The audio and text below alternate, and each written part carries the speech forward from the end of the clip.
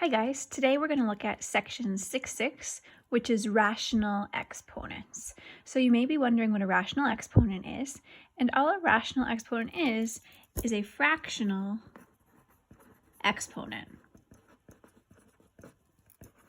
Remember that when we have a ratio, right, a ratio is just a fraction. So a rational exponent is just a fractional exponent. Now, one thing to keep in mind is that all exponent rules that we have learned apply. So the product rule, the power rule, quotient rule, right? When we multiply, we really add exponents. When we divide, we subtract them, etc. So all of those rules still apply. So let's just look at one brief example here. Let's say I have x to the 1/2 times x to the 2/3. Okay, those are both rational exponents, 1/2, 2/3. And remember, when we multiply, we add exponents. So I want to add 1/2 and 2/3. But to add fractions, we need a common denominator.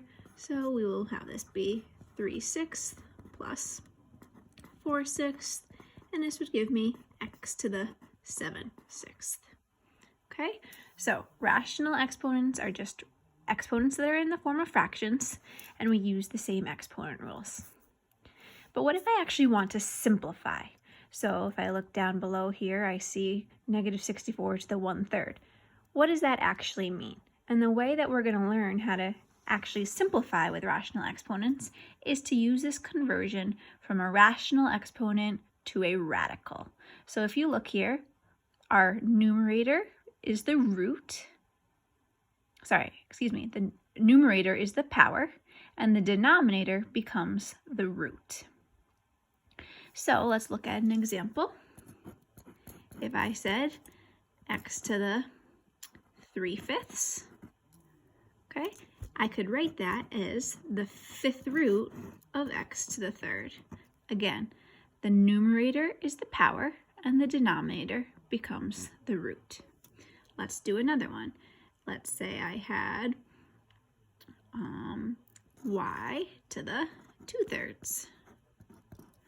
Okay, this would be the cube root of y squared. So let's actually go ahead and simplify one. -64 to the 1/3. Now it's really important to look is your negative being applied to the power? In this case, just the 64 is connected to the 1/3. So I'm going to rewrite this and simplify it. We'll keep our negative outside, and I'm going to change it to radical form. The denominator is 3, so that's our root, and then 64, and our power is just 1, which we can just leave as 64. Now, can we simplify that? What is the cube root of 64? The cube root of 64 is 4, and I had the negative out front. Let's look at the next one.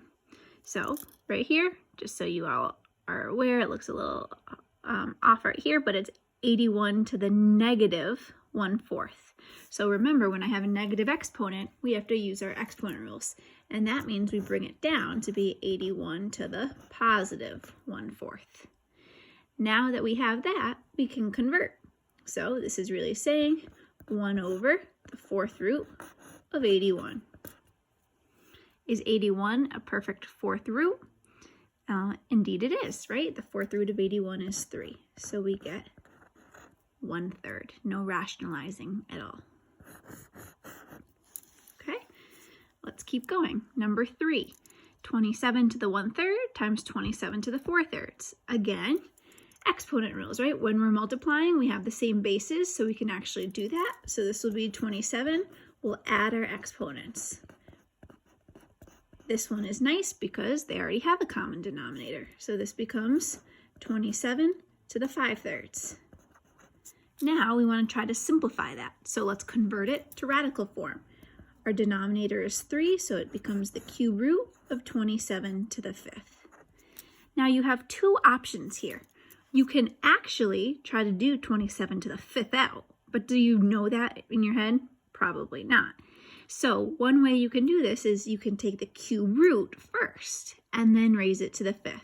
So the cube root of 27 is 3, and now I bring down that power, which is 3 to the 5th, and you can leave it just like that. Okay, and our last one, number 4, 12 to the negative 1/2. So again, we want to fix this. We don't want negative exponents, so it becomes 1 over 12 to the positive 1/2. Convert to radical form, that becomes the square root of 12, right? The 2 is our denominator. We never really write a 2 out front. We just know that's a square root. From there, we will simplify that.